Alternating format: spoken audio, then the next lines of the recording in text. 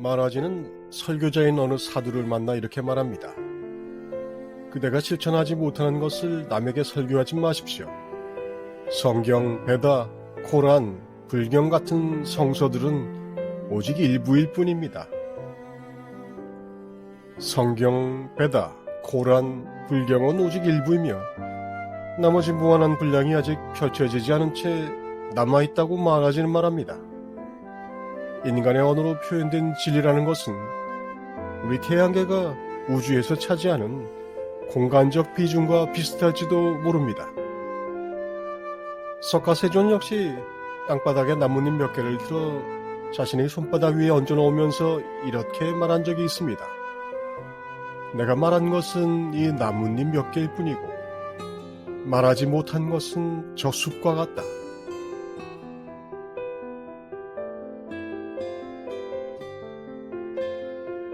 이것은 굳이 진리와 경전까지 들먹을 필요가 없는 현실의 문제이기도 합니다. 우리가 인식할 수 있는 것, 그 중에 우리가 안다고 할 수 있는 것, 그 중에 언어로 표현할 수 있는 것은 어느 정도일까요? 뇌과학자 김대식 교수는 이렇게 말합니다.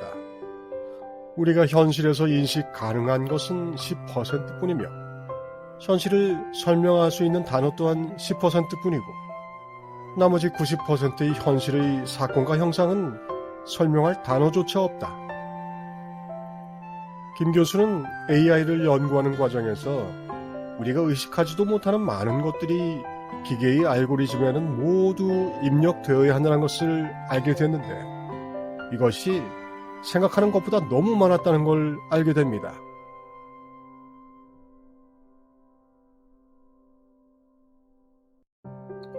우리가 무심코 하는 생각과 행위들이 모두 알고리즘의 조건을 이루는데 이것을 논리로 만드는 것에는 엄청난 한계와 제한이 있었다는 것이죠.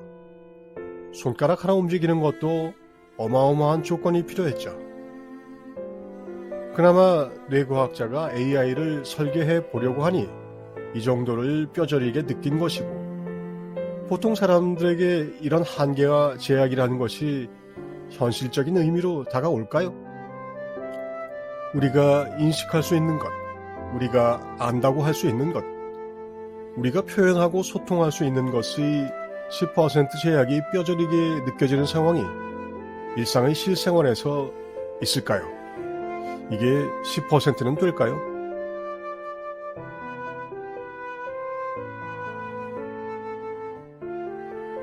사람의 의식도 마찬가지입니다. 의식되지도 않는 의식의 완강한 패턴들은 문제의 근원이 여전히 무의식 안에 있음을 알려줍니다. 이것은 더 들어가 보면 한 개인의 문제가 아닙니다. 현대 심리학에서 무의식에 억압된 의식의 내용이 있다는 것을 발견했다는 걸 모르는 사람은 없죠. 하지만 그래서 뭐 어쩌라는 것인지를 아는 사람도 별로 없습니다. 무의식은 개인적일 뿐만 아니라 칼 융이 묘사한 집단 무의식처럼 집단적, 즉 인류 집단의 것이기도 하다는 것입니다. 그래서 어떤 문제들은 그저 인간이라는 존재의 카르마적 유산일 뿐입니다.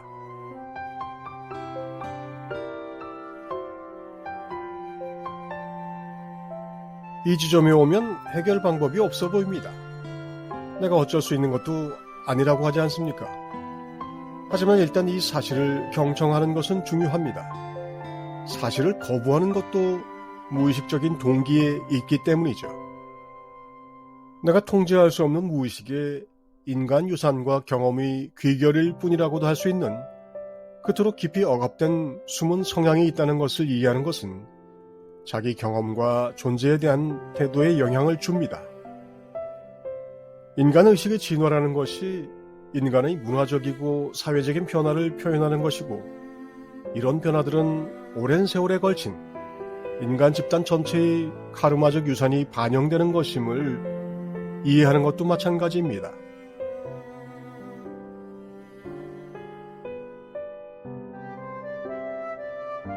내가 당장 의식할 수 있는 것마저 깊이 탐구해야만 알 수 있는 인류 집단의 문화적 결과이자 성향이라는 것을 이해하고 인류 집단의 집단 무의식이라는 것에도 영향을 받는다는 것을 이해해야 하는 것이죠. 모든 사람은 자기 자신의 의식 수준에 책임이 있습니다.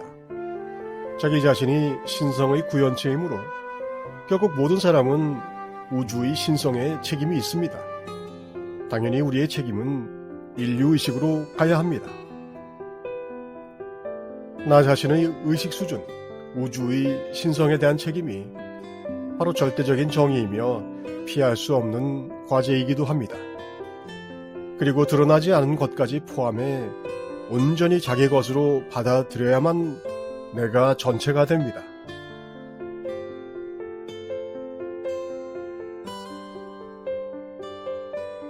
우리의 모든 생각, 행동, 말 혹은 행위는 시간을 넘어서 의식의 무한한 장에 영구히 기록됩니다.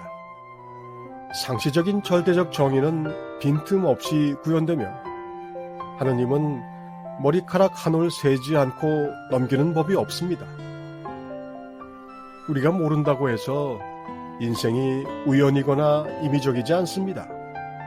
다만 우리는 성장과 진화를 위해 참으로 많은 것을 알지 못해 어마어마한 고난이 기다리는 이 막장 물질계를 선택했을 뿐입니다.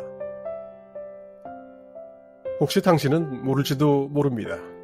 하지만 여기서 하느님을 만나겠다고 맹세한 영혼, 오직 상시적인 불안과 고통이 넘쳐나는 이런 곳에서만 하느님을 발견할 가능성이 있다는 것을 당신이 모르는 깊은 곳의 영혼은 잘 알고 있습니다.